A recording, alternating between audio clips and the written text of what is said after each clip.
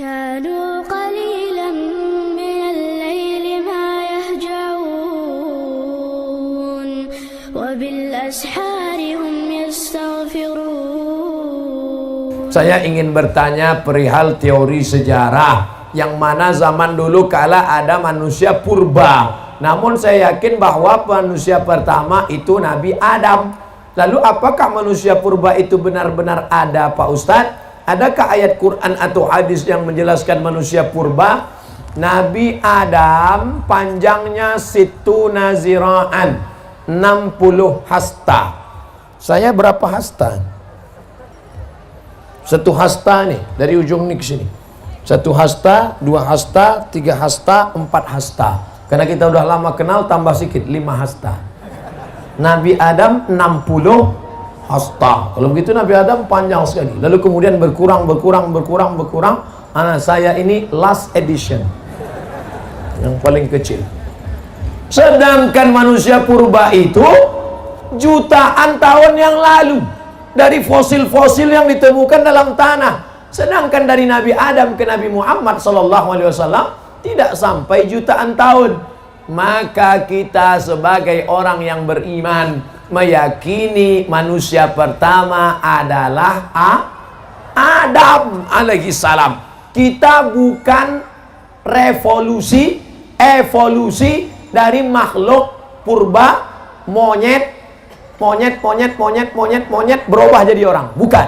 Kita bukan monyet. Ada yang mau ngaku dia monyet?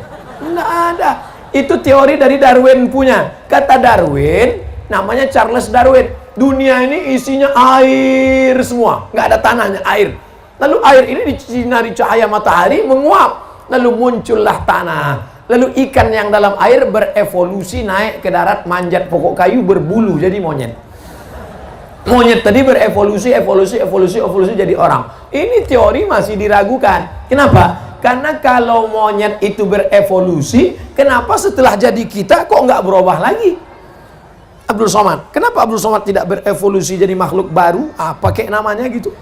Nggak ada. Ini menunjukkan bahwa manusia bukan evolusi dari monyet, tapi manusia memang makhluk yang berdiri sendiri, diciptakan Allah di surga, lalu dikirim ke dunia. Yang jelas makhluk Allah dua. Wa ma khalaqatul jinna wal insa, jin dan manusia. Maka kita meyakini itu sesuai yang tersebut dalam Quran dan hadis Nabi Muhammad sallallahu alaihi wasallam. Semoga Ustaz selalu dalam lindungan Allah, amin. Bagaimana cara agar usaha kita diberi kelancaran tanpa kita harus cari? Oh, nggak bisa.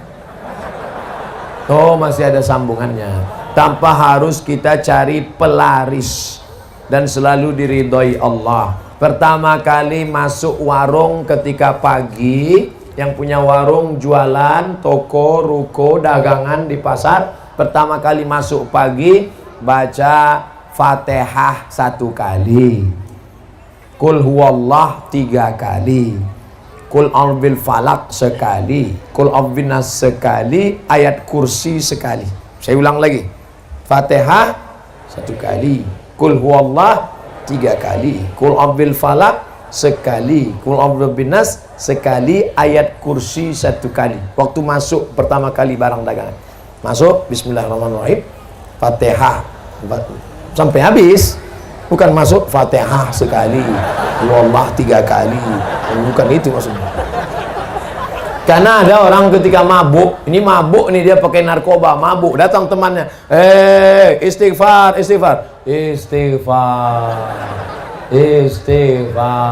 Bukan itu. Kalau disuruh istighfar berarti Astaghfirullah Rabbal baraya, Astaghfirullah minal khataya. Nah, itu baca yang 5 tadi. Itu Ustadz dapatnya dari mana? Kebetulan saya diminta oleh alumni dari para habaib waktu Habib Umar bin Hafiz datang tahun lalu di Hotel Crown. Saya pembawa acara Habib Jin dan penerjemah Habib Umar bin Hafiz yang beri materi di hadapan pengusaha-pengusaha. Ada pengusaha yang nanya, Habib, kami ini bisnismen, Gimana supaya lancar? Nah, itulah disampaikan Habib Umar bin Hafiz lengkap dengan ijazah. Pertama kali masuk baca Fatihah, Qul huwallahu 3 kali, Falaq sekali, Winas sekali, ayat kursi 1 kali. Ijazah dari beliau. Jangan lagi pakai mantra-mantra, masuk ke dalam mantra. Hai hantu segala hantu, setan segala setan. Datanglah, datang. Orang yang menjual jiwanya kepada iblis sudah terjadi. Coba cari di internet artis-artis yang menjual jiwanya kepada setan. Pernah lihat? Banyak di antaranya yang menjual jiwanya kepada setan. David Copperfield menjual jiwanya. Ada MOU-nya, Memorandum of Understanding Between Me and Satan.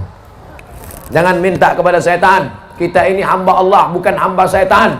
Jangan minta kepada dukun, jangan minta kepada, tapi mintalah doa kepada para habaib, kepada para tuan guru dan kepada para ulama. Mudah-mudahan kita mendapatkan keberkahan hidup dunia dan di akhirat. Assalamualaikum Pak Ustadz. Waalaikumsalam. Bagaimana membimbing hati agar sabar dan taat dalam menanti seorang anak? Ustadz Somad, saya sudah nikah sebelum tahun 10 tahun belum punya anak. Berapa lama? 10 tahun.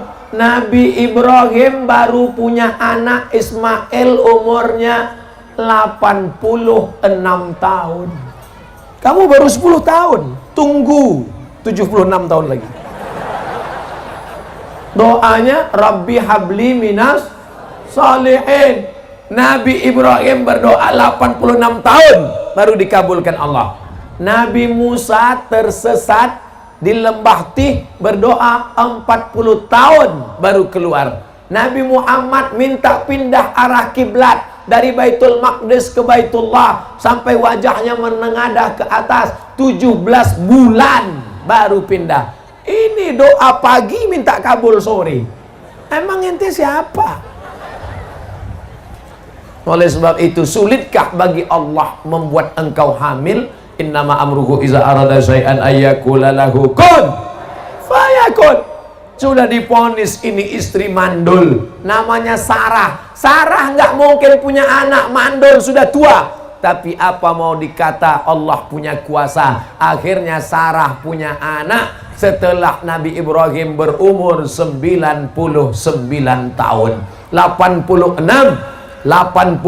99 tahun jarak antara Ismail dengan Ishak, 13 tahun. 86 tambah 13, 99. Semua orang mengatakan Sarah mandul, gak mungkin punya anak. Ibrahim nikah sama Hajar, Hajar melahirkan anak Ismail, Sarah melahirkan anak Ishak.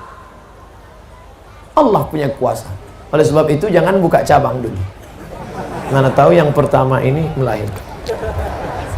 Kita doakan, mudah-mudahan wala aziban illa zawajtah, yang belum menikah mudah-mudahan ditemukan jodohnya. Wala raghiban illa anjabtah, yang ingin punya anak diberikan anak yang soleh dan solihah. Mudah Allah memberikan anak, saudaraku. Sebetulnya Allah hanya ingin melihat engkau bermunajat di tengah malam berdoa.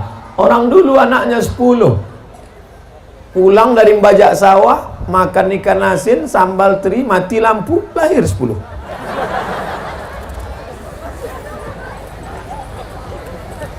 Ustaz, apakah ketika orang tua sudah meninggal dunia, masihkah bisa memberikan doa-doa untuk anaknya, Pak Ustaz?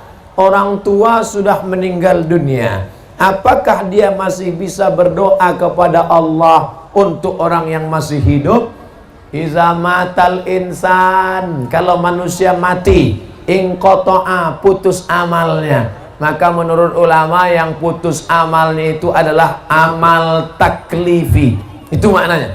Yang putus itu amal taklifi. Orang meninggal tidak wajib sholat, orang meninggal tidak wajib puasa, orang meninggal tidak wajib umroh kalau mampu, orang meninggal tidak wajib bayar zakat. Tapi bahwa setelah meninggal dia beramal, maka dia tetap beramal. Mana contohnya? Nabi ketika Isra Mi'raj, Nabi melihat ada Nabi yang sholat di kuburnya. Nabi melihat ada Nabi yang berzikir di kuburnya. itu menunjukkan bahwa orang meninggal juga masih tetap beramal. Tapi katanya amalnya putus. Yang putus itu amal taklifi. Makanya wali-wali Allah masih bisa memberikan doa. Makanya ada orang yang bertawassul kepada Allah berkat Syekh Abdul Qadir Al-Jilani, berkat Syekh Abdullah Syattari, berkat Syekh Abdul Hasan As-Sazili, berkat para ulama wali-wali Allah. Artinya apa? Mereka masih bisa beramal. Yang dimaksud amal putus adalah amal taklifi, sholat, puasa, zakat, haji, umroh, amal yang wajib. Makanya kalau ada tetangga, kawan, sahabat yang nggak mau sholat, nggak mau puasa, suruh dia mati. Dari pesantren Anwarul Hidayah, Pak Ustadz Somad, Anwar, kalau satu nur, satu nur cahaya, cuman satu cahaya nur, tapi tadi cahaya Anwar. Nama suaminya siapa? Anwar, bercahaya. Mana orangnya? Hitam. Mohon maaf Pak Anwarnya.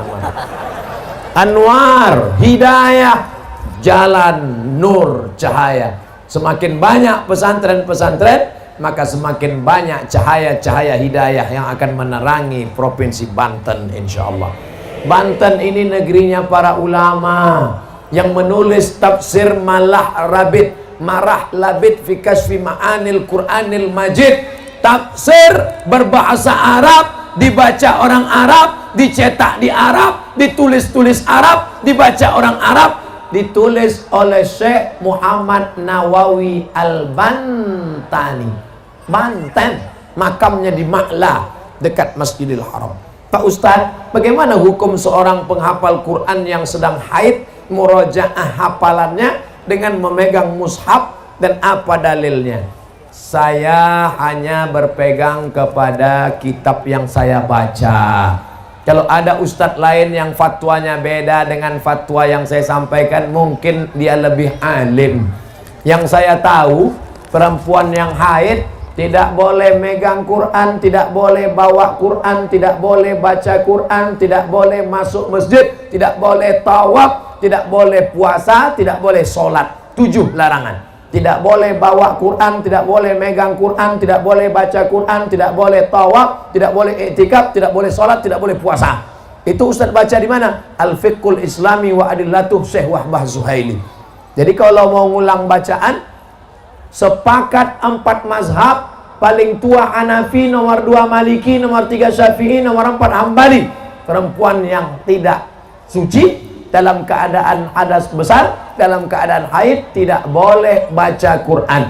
Ada pengecualian, ada 2. Yang pertama, menurut mazhab Maliki, perempuan yang hafal Quran boleh ngulangi hafalan murojaah, karena yang hafal Quran mesti ngulang 1 hari 2 juz. Selama haid 7 hari nggak ngulang, hilang 14 juz. Maka cara ngulangnya an zahri qalbin, dalam hati. Makanya kalau ada nanti kelihatan ada anak gadis, diam aja, itu sedang ngulang hafalan. Kalau dia hafal Quran. Tapi kalau enggak, diam, itu kesambet. Menurut mazhab Maliki, perempuan yang hafal Quran boleh murojaah, mengulangi hafalan an zahri qalbin, dalam hati, diam. 2. Menurut mazhab Hambali, boleh mengulang membaca tapi putus-putus. Ibu-ibu yang guru di sekolah boleh, tapi putus-putus. Anak-anak murid ikuti ibu ya. Ya ayyuha allazina amanu ittaqullah haqqa tuqatih. Boleh. Jadi yang boleh mengulang hafalan 2. Pertama, perempuan yang hafal Quran. Yang kedua, guru ngajar di sekolah untuk putus-putus, potong-potong, menurut yang saya baca. Jelas? Apa perlu bersahadat ulang, berbaiat bagi yang sudah lahir dari keluarga muslim?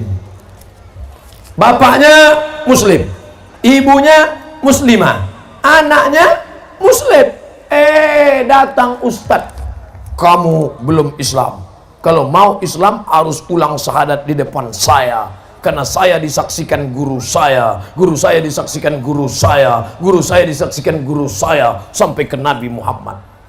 Tapi bapak saya Islam. Bapak kamu nggak diakui Islamnya karena belum belajar ke saya. Ini lagi tren nih sekarang. Maka ada jamaahnya yang datang ke saya, Ustadz Somad, kata guru saya, Islam saya belum sah kalau belum bersyahadat depan dia. Apa pendapat Ustadz? Bawa gurumu ke sini biar saya syahadatkan. Bawa guru kau ke sini biar ku syahadatkan. Ini UUD aja ini, UUD. Aliran-aliran model begini, UUD, UUE. Ujung-ujungnya duit, ujung-ujungnya wanita. Kalau yang mau syahadat nenek-nenek dari jauh aja. Kalau anak gadis harus di sana. Orang yang sudah bersyahadat, bapaknya Islam, emaknya Islam, tidak pernah diulang Nabi lagi syahadatnya. Yang masuk Islam awal itu yang bersyahadat. Maka kita jangan terkecoh dengan aliran-aliran begini. Insya Allah yang belajar kepada tuan guru, yang belajar pada kiai, yang belajar di pondok pesantren, dia tidak terkecoh, tidak terpukau, tidak pusing dengan yang begini-begini. Tapi yang tidak pernah belajar di pesantren, yang tidak pernah belajar Al-Quran, yang tidak pernah belajar ilmu agama, dulu SMP, SMA, kuliah, sarjana, nggak pernah belajar agama, tiba-tiba datang yang begini, dia pusing. Makanya anak-anak kita dimasukkan sekolah agama.